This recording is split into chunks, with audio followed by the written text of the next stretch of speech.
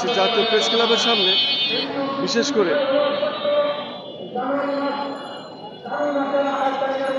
যারা এটা করছেন তারা হলো বাংলাদেশ রেলওয়ে পয়েন্টসম্যান ও কর্মচারী সমিতি। আমরা দেখতে পাচ্ছি তারা ব্যানারে এইভাবে লিখেছেন এবং এইভাবে তারা ব্যানার ধরেছেন জাতীয় প্রেস ক্লাবের সামনে, এবং তারা চাচ্ছে, তারা রিফ্লেক্ট লিখেছে ঘন্টার পর ঘন্টা ডিউটি, ওভার টাইম ভাতা কই, এই দাবি তারা জানাচ্ছে। পাশাপাশি আমরা আরও দেখতে পাচ্ছি তারা এখানে একটি জিনিস তাদের বিষয়ে তুলে ধরছে, এবং আমরা দেখতে পাচ্ছি তারা যে রিফ্লেক্টগুলো দেখাচ্ছে, রিফ্লেক্টে বিভিন্ন ধরনের ছবি এবং বিভিন্ন কথা লেখা আছে, যেমন শহীদ নাসির হোসেন, তোমার রক্ত বৃথা যেতে দেব না, এসব ধরনের বিষয়গুলো তারা তুলে ধরেছে।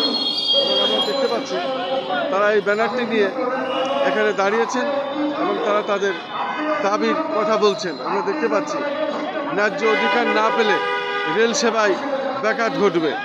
আমরা দেখতে পাচ্ছি আমাদের 4 দফা দাবি, এবং 4 দফার দাবিতে বাংলাদেশ রেলওয়ের পয়েন্টসম্যানস উইথ ট্রাফিক ডিপার্টমেন্টাল, আপনাদের কে একটু কথা বলবেন, কে এই বিষয়ে কে কথা বলবেন ভাই, এই বিষয়ে একটু কথা বলেন, এই বিষয়ে কথা বলার মতো এই বিষয়ে বলেন। আপনাদের মূল দাবি কি, কেন দাঁড়িয়েছেন এখানে, আপনার নাম পরিচয় দিয়ে বলুন, কি চান আপনারা? এই 4 দফা দাবির ভিতরে কি কি?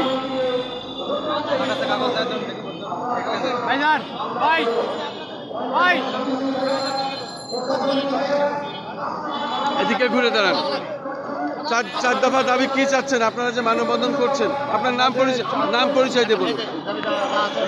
আমার নাম বাদশাহ আলম, আমি লালমিয়া ডিভিশন থেকে এসেছি। আচ্ছা, আমাদের 4 দফা দাবিটা হলো, প্রথম দাবি হলো গ্রেড বৈষম্য।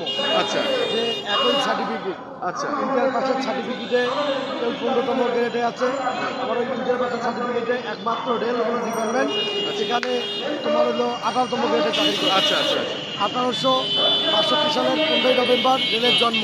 আচ্ছা, সেখান থেকে বৈষম্যটা রেলের সবচেয়ে বেশি। আচ্ছা, প্রথম দাবি হলো এটা। দ্বিতীয় দাবি হলো আমাদের ঝুঁকি ভাতা।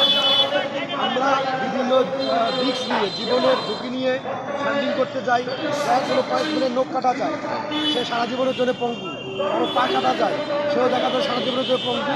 রেল এই জিনিসটা বিবেচনায় নেয় না, ইভেন কি কোনো ধরনের ঝুঁকি ভাতা দেয় না। বা ওই স্ট্যান্ডিং করতে গিয়ে যদি কেউ মারা যায়, রেল তার কোনো ধরনের কাপনের খরচ বা রেলের কোনো অফিসার তাদেরকে দেখতে যায় না। মানে আমরা ওইখানে যে তাদের ফ্যামিলির একজন মেম্বার, এটা রেলের অফিসার বা রেল মনেই করে না। আর 3য় নম্বর দাবি হলো আমাদের যে শুক্র শনিবার ছুটি সব ডিপার্টমেন্টেই আছে, কিন্তু একমাত্র রেল কোনো ডিপার্টমেন্ট সেবামূলক প্রতিষ্ঠান বটে। আমরা যেহেতু চাকরির সব কিছু জানার পরেও আসছি, তারপরও ঈদের সময় আশা আকাঙ্ক্ষা থাকে বউ বাচ্চা মা বাবার, যে আমার সন্তান, আমার বাবা, আমার স্বামী ঈদের ছুটিতে বাড়ি আসবে, কিন্তু আমাদের সে ছুটিটাও নাই।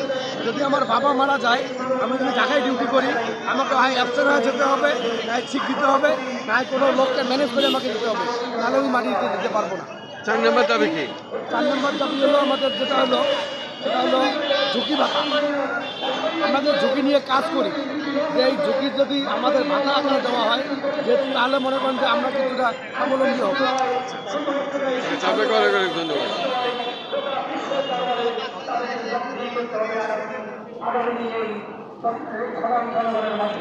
সম্মানিত শিক্ষক